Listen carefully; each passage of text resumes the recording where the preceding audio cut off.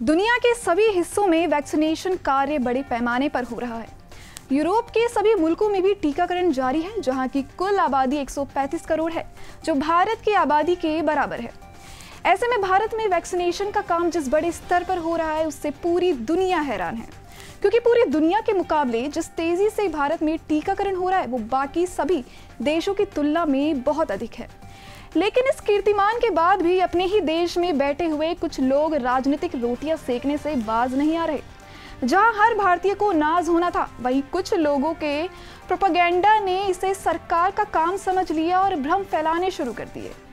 क्योंकि देश में हर बात पर कोई ना कोई पॉलिटिकल एंगल है।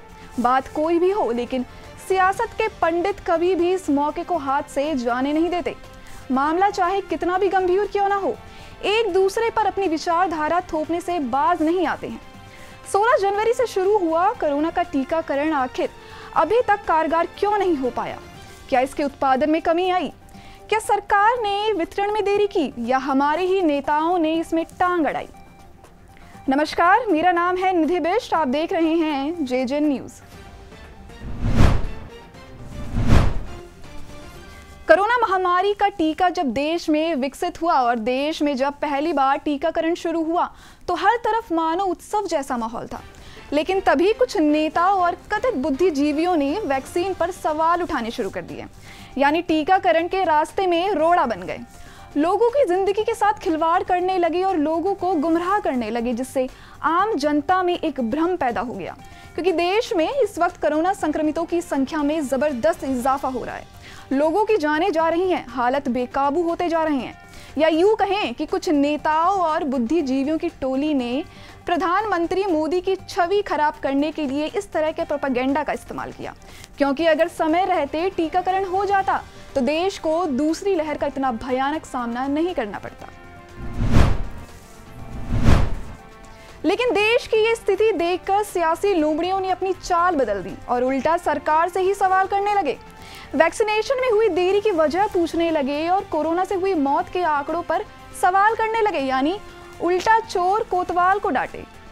इस फेहरिस्त में सबसे पहला नाम सपा के मुखिया अखिलेश यादव का है, जिन्होंने इस वैक्सीन को बीजेपी की वैक्सीन कहा था और टीका ना लगवाने की बात कही थी। लेकिन कुछ समय बाद ही वो खुद कोरोना से संक्रमित हो गए। देखिए, मैं तो नहीं लगवाऊंगा अभी वैक्सीन। मैंने अपनी बात कह दी, और वो भी बीजेपी लगाएगी, उसका भरोसा करूंगा मैं? अरे जाओ भाई, अरे अपनी सरकार आएगी, सबको फ्री वैक्सीन लगेगी। हम बीजेपी का वैक्सीन नहीं लगवा सकते। गैर भाजपाई मुख्यमंत्री यानी पश्चिम बंगाल की मुख्यमंत्री ममता बनर्जी और छत्तीसगढ़ के मुख्यमंत्री भूपेश बघेल ने भी टीकाकरण की बैठकों में हिस्सा नहीं लिया था।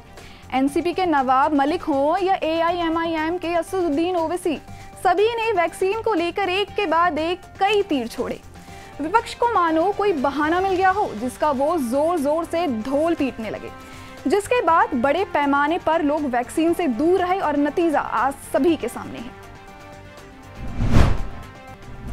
किसी निजी चैनल के एंकर भी वैक्सीन को लेकर भ्रम फैलाते हुए नजर आए और सवाल खड़े करने लगे कि जब तक वैक्सीन पूरी तरह सुरक्षित नहीं होगी, तब तक वो वैक्सीन नहीं लगवाएंगे। लेकिन दूसरी लहर के बाद इनके तेवर बदल गए और अब वैक्सीनेशन को लेकर सरकार से सवाल कर रहे हैं और सरकार की कार्य प्रणाली पर ही प्रश्न चिन्ह लगा रहे हैं। जफर, मैं भी प्राउड इंडियन हूं, आप भी प्राउड इंडियन हो। आप कोवैक्सीन लगवाएंगे? जब फ्रंट लाइन वॉरियर्स लगा रहे तो हमें क्या दिक्कत है? हम लगाएंगे, बिल्कुल लगाएंगे, आपको भी लेकर लगवाएंगे। मैं तो नहीं लगाऊंगा। नहीं लगाऊंगा। कोई दिक्कत है तो मैं आपको हेल्प भी करूंगा लगवाने में। मैं लगाऊंगा ही नहीं जब तक पूरी तरह से टेस्ट नहीं होगा, एफिकेसी प्रूव नहीं होगी, थर्ड फेज का ट्रायल पूरा नहीं होगा, नहीं लगवाऊंगा।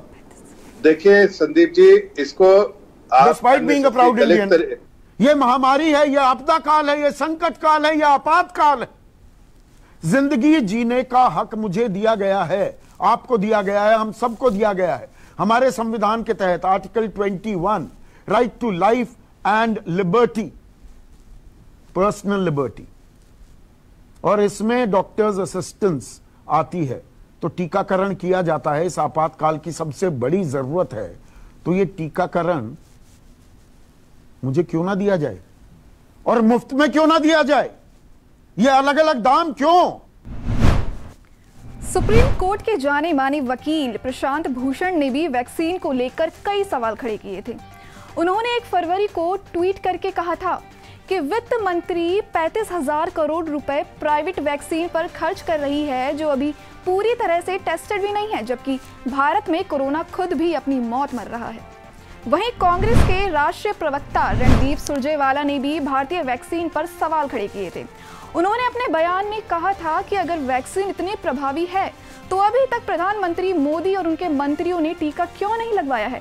अब वो पहले वैक्सीन लगवाते तो आम जनता में सकारात्मक संदेश जाता।